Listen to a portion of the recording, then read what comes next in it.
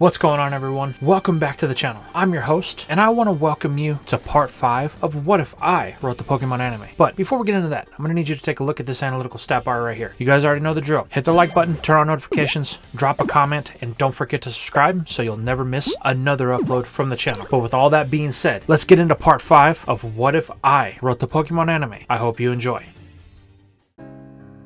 We begin today's tale with Ash and Misty arriving just outside of Pewter City. Ash is in such a hurry that Misty is struggling to keep up. With Pikachu and Nidoran in his arms, Ash rushes for the Pokemon Center as what Misty had told him plays in his head. After the encounter with the strange boy, Misty tried to talk Pikachu down from the anger-filled mindset that it was in. Unfortunately, there was no talking it back, and Pikachu began to attack wildly, firing random thundershocks throughout the surrounding area. This caught the attention of the Beedrill in the area, the same ones that had attacked Ash. They honed in on Pikachu, as its sporadic attacks were threatening the Kakuna of the area. Though Pikachu managed to take out a good amount of the bug types, it was eventually overwhelmed by the sheer numbers. Misty could do nothing, frozen in fear at the sight of the bugs that surrounded her. All she could do was watch the one-sided assault envelop Pikachu.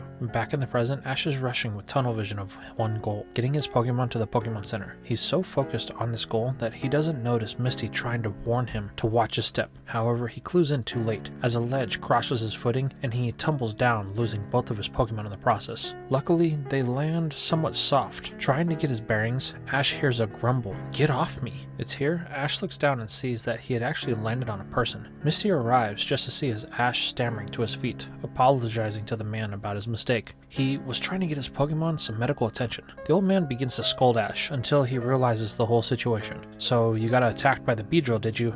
Yeah, we did," Ash responds. "I need to get to the Pokemon Center." With a grumble, the homeless-looking man tells Ash to follow him. He will show him the way, as he picks up both Pokemon and takes off running. Misty and Ash give chase, unsure of who this is. Moments after cutting through yards of houses and hopping fences, the group finds themselves at the door of the Pewter Pokemon Center. The man hands both Pokemon back to Ash as he is out of breath, arriving just behind. Before Misty could even arrive, the man turns to leave, only for Ash to thank the stranger, asking him if he has a name. The man stops. "If you want to thank me, come back to the place where we met. You could buy some of my merchandise." With that, the man disappears off into the bushes as Misty arrives with a very confused Ash. "Who was that?" she asks, to which Ash replies he has no idea. Then Ash remembers why he's here, as Pikachu winces in pain. Rushing inside, Ash finds Nurse Joy, explaining everything that happened. The redhead scolds Ash about his lack of responsibility for his Pokemon, as she and Chansey disappear into the emergency room. While they wait, Misty and Ash take the time to get some food.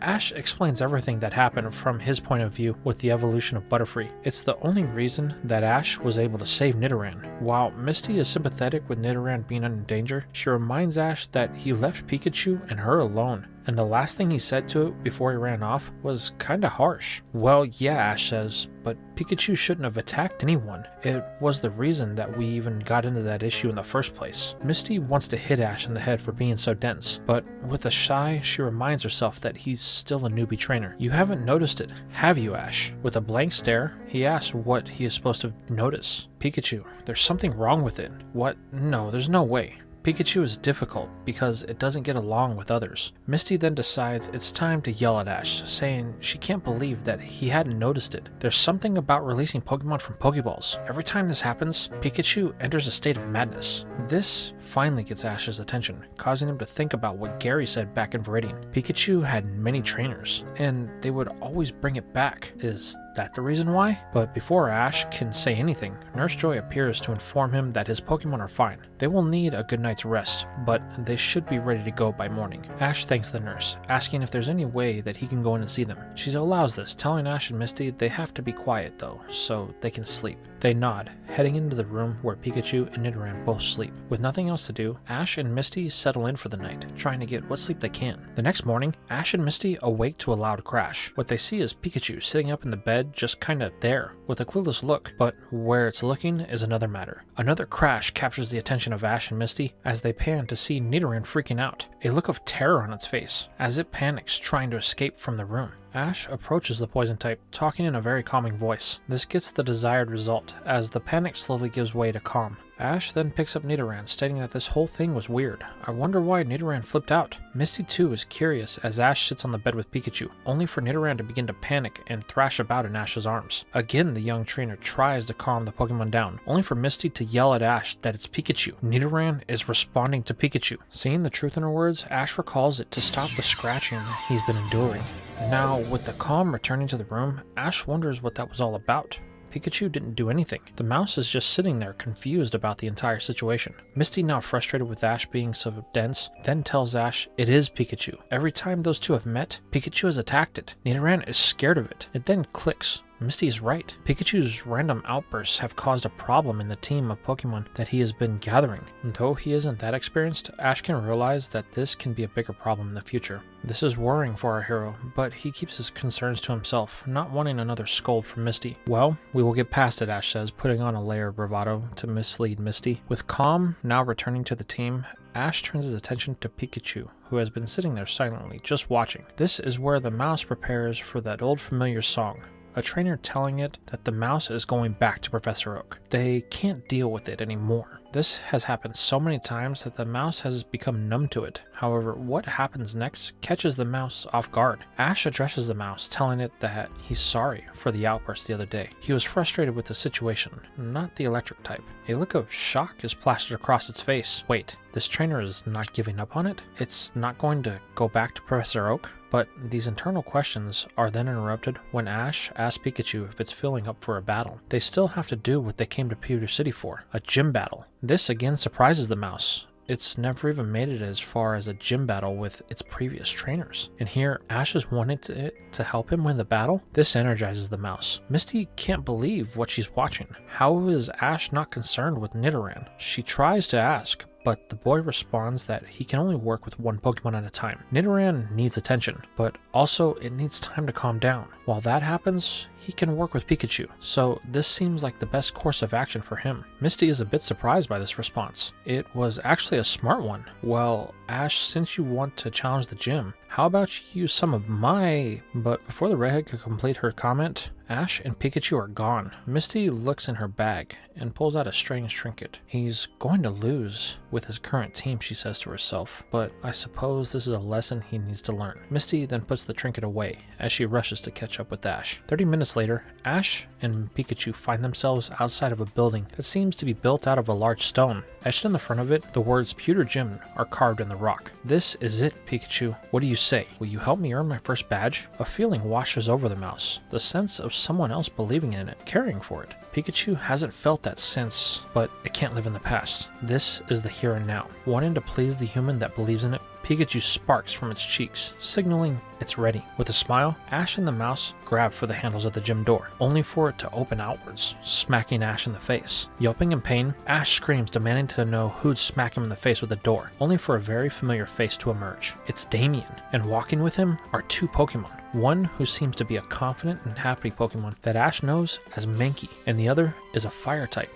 that Ash secretly wanted to be his first Pokemon, Charmander. However, the little fire lizard seems down. Things are reinforced when we hear Damien praising Mankey for its win over the gym leader and calling Charmander pathetic. It couldn't even damage one of the Pokemon before it got taken down. Ash hears this and sees one of his longtime rivals from Pallet Town. Damien, he yells. This gets the attention of the boy. Ash, wow, I didn't think you would be here. Let me guess, you're behind everyone else again. This triggers Ash, who says no, he's got 3 Pokemon and plans to win his first badge today. Well, you are behind, Damien says. I already have 6 Pokemon, and I just got my first badge. Plus, Gary has already left Pewter for the next gym. This triggers Ash. The comment about being behind both Damien and Gary isn't something he needed to hear. Then, Damien tells Ash that he's about as useful as his Charmander. Weak. Someone who will always be in last place. This causes a fight to break out between the two. Ash can tolerate Damien talking down to him because he's used to it, but Damien has no right to belittle Charmander like that. Well, it's my Pokemon,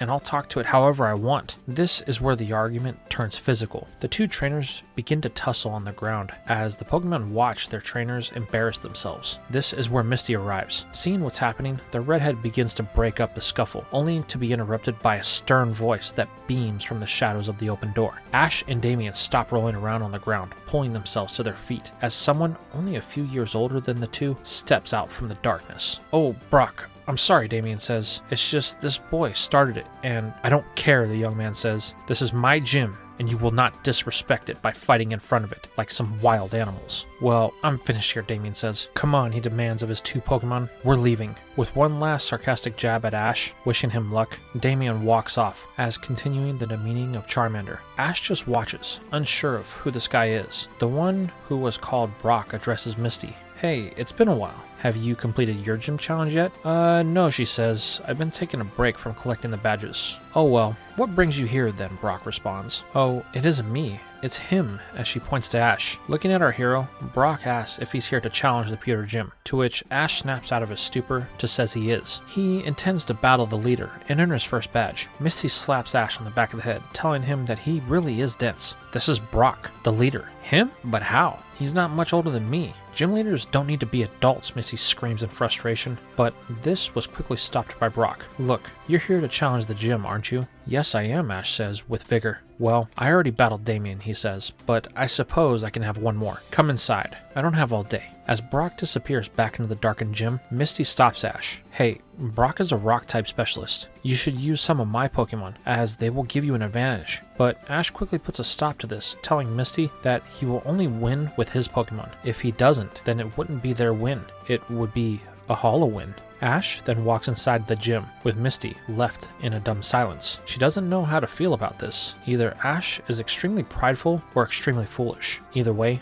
Misty knows the outcome of this battle. Once inside, Brock directs Ash to take his place on the other side of the battlefield. Misty then takes her place in the rafters above where the spectators are allowed to watch and see all of the action. However, the redhead isn't alone. A young trainer who resembles Brock with a Pokemon, a Geodude, sits silently, ready to watch the battle. Down below, Brock explains the terms of their gym battle. This is a 2-on-2 battle. Ash can substitute Pokemon, but Brock cannot. The battle will conclude when either side is out of Pokemon. Ash has a look of confidence on his face. He's got this in the bag, since he's got an ace in his back pocket, but he accepts these terms. Brock is curious about this boy's confidence, and puts a few things together. Hey, you wouldn't happen to be from Pallet Town, would you? Yeah, I am, Ash says. How did you know? Well, the fight you had with Damien and the confidence you exude is similar to his. I thought that it might be the case. You will make the 3rd trainer from Pallet that I've battled in the last 3 days. The other 2 were talented, both winning their first try, so I hope you will show the same abilities. Don't worry, Ash says. I'm the best of the 3, so let's get this battle started. Fine, Brock responds. Then I won't hold back. Onyx, go! Emerging in a flash of light, a giant rock-like snake takes to the field with an earth-shaking thud. This causes Ash to gulp. He wasn't expecting an Onyx in his first gym battle. However, Ash didn't think about this, and Pikachu begins to spark at the flash of light. Misty calls down to him, pointing at the mouse. Realizing what's about to happen, Ash grabs his starter and pulls it in close. Hey Pikachu, calm down, he says, as the mouse struggles to break free from his arms. But Ash won't let it go. Pikachu responds in kind with a thunder shock, but Ash won't break his hold. He continues to talk to it until the outburst runs its course and Pikachu begins to regain its faculties. Hey buddy, are you okay, Ash says, to which the electric mouse looks confused. You had another outburst, Ash says, but don't worry, we got through it. Is everything okay, Brock asks? Yeah, not to worry, Ash says. That sometimes happens. Your snake is big, Brock, but he's not worried. Ash has just the thing to counter it. Butterfree, I choose you! Ash's only fully evolved Pokemon emerges in its elegant brilliance, only for Brock and Misty to cock their heads, one in curiosity and the other out of frustration. Also, because Pikachu didn't freak out here. This also catches Misty's attention as she questions why. Interesting choice, Ash. I wonder how this will shape the outcome of our battle. I will give you the first move. Ash is happy to take this advantage as he sees it, ordering Butterfree to start with the gust. Whipping up a wind with its new wings, Butterfree does its best to cause any damage to the rock type, but it seems unfazed. Well, Ash, that didn't work. Maybe you want to try that again? Fine, Ash says, still overconfident. Use confusion, he commands. Sending a burst of psychic energy, Butterfree is finally able to cause some damage, but it only chips a piece off the hide of Onyx. Is that it? Brock asks, causing Ash to finally think that this may not be as easy as he thought. Well, I guess it's my turn. Onyx, use Bind, Brock orders. Suddenly, the snake darts in the direction of the bug type with a speed that Ash didn't think it was capable of. Unable of any other command, Ash orders Butterfree to fly up. This saves the butterfly from the attack, putting it just out of range from Onyx. Or so Ash thinks. Onyx, use Rock Throw. Slamming its tail on the ground, boulders jump up from the gym floor. That Onyx then proceeds to smack with its tail in the direction of Butterfree. Ash can only think of one counter, ordering Butterfree to use Harden. However, this does nothing as the barrage catches its target, driving it into the gym ceiling before it falls back to the ground with spirals in its eyes. Well, it looks like that first battle goes to me, Brock says. Ash recalls Butterfree, only for Misty to be yelling, "I told you so" from the rafters. Man, I wish she would shut up, Ash thinks. He has to consider his next choice. Nidoran could battle, but it's too timid to take on something this size, and with Pikachu present, it may not want to do anything but run and hide. That really only leaves one option. Turning, Ash asks Pikachu if it's ready to battle. The mouse sparks, jumping in, much to the surprise of all the spectators. "Are you sure you want to go with this choice, Ash?" "Yes," he says. "Okay, again, I'll give you the first move," Brock responds. "Pikachu, use Thunder Shock." The mouse sparks, firing its most powerful attack of electricity. At this point, Brock is convinced this kid has no idea what he's doing. This is a waste of time. With a command, Brock orders Onyx to end this with a dig. The rock snake tunnels below the gym floor, avoiding the attack. Ash and Pikachu watch, unsure of what to do next, only for a rumbling to come from underneath the mouse. With no time to react, Onyx emerges, striking Pikachu with all of its might. This levels the mouse in one attack, ending the battle. Ash rushes to his starter's side, asking if it's alright, only to get a small Pika from the mouse before it passes out. Brock then tells Ash that he needs more training. His Pokemon are still in their cute phase. Great for looking good, but terrible for battling. If he hopes to beat him, then there's a lot of work that Ash needs to do on his part. Brock then looks up to the rafters. "Forest, it's time to go home." The boy next to Misty then stands up and leaves. The gym then goes dark, as Brock tells Ash the gym is closed. He should return when he actually has the skill to back up his misplaced confidence.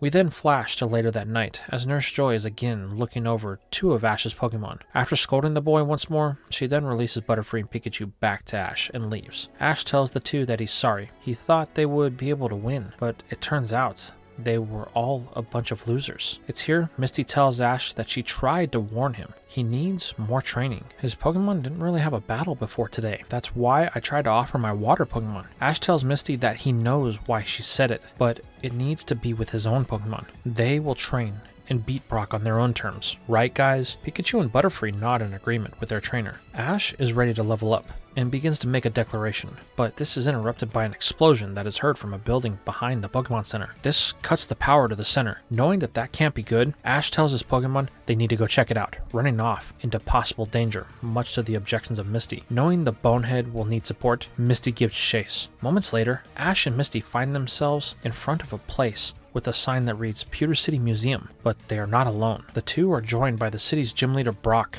and the man that Ash met when he first arrived. Ash asks Brock if he knows what happened, but the gym leader is silent, looking at the strange man. "You have a lot of nerve showing up here, father." Meanwhile, from the roof of the museum, the ones known as Team Rocket look on, with James saying they have company. And that is where we're going to leave this part for now. So, with this part out of the way, I have some questions for you. How did you feel about this part? What is the issue with Pikachu, and why was Ash able to talk it down? What's the deal with Damien and his Charmander? And why is Team Rocket attacking the museum? Let me know in the comments down below.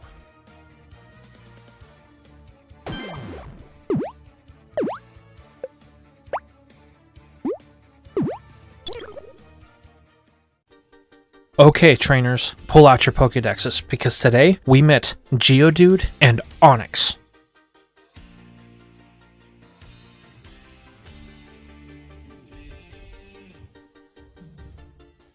And that's all we have for today's episode, everyone. I really hope you guys enjoyed it, and I really hope that you guys will consider hitting the like button and turn on notifications. Don't forget to subscribe as well, so that way you'll never miss another upload from the Ronin Charizard channel. If you guys are interested in other things, why don't you hop on over to Twitter and follow me there? Sometimes I drop behind the scenes stuff that I'm working on in real time. Or you can head over to my Discord where you can possibly get some help with some of your own projects that you're working on. If you guys are feeling a little bit extra generous and you want to help the channel grow, why don't you consider becoming a YouTube channel member or backing me on Patreon. For only $5 a month, you can get up to a week's early access to all of my content, and you'll be helping the channel grow. Not to mention, you'll get exclusive content that I'm putting on those two platforms that aren't available on regular YouTube. With all that being said, it's time to sign out the video the best way we know how, by thanking the patrons and the YouTube channel members. For the Shogun tier, we have Azlite, Chris Lackerman, Christian Anderson, Dylan Nicholson, Forbidden Super, Gear 100, Gray Leo, Holosiv, Indigo Saturn 64, JJ, John Larson, Cronus 4i, Robert, Treeman, Trent Trolls, Vegito What Ifs, Warney Taylor. For the general tier, we have Adrian Carr, Andrew McCartney, Assassin139, Cameron Dicker, Cami Stein, Chris Collins, Dylan Silva, Plus Ultraman, Dino King, Dylan Wolfdog 31, Earth Dragon, Ifosa Mead, Flyer 943, Fox King, Gerald Smith, Irving 14209, Jack, Johnny, Jody Juster, Josiah Herring, Julian Rodriguez, Justin Ray, Kendall Green, Kevin Atran, Kevin Malula, Lord Explosion Murder, Luke Skyrunner, Mario Pikachu, Megar, Nick Riviero, Normandy 1998, Pokemon Master 123, Ruben Watson, Silverheart Soul, Stephen Foot, Trainer Rad 164, True Volt, Yasai. And for the Ronin tier, we have James Baldridge Jr. and Just Some Guy 23. For the YouTube channel members, on the Ace tier, we have Nathan Zadro, and for the Ronin tier, we have Brandon Hernandez and Hira Karina, Gouffet 7_69, Robert Ostergaard, and T Bolt for you. Thank you all very much for watching, and I will see you guys in the next video.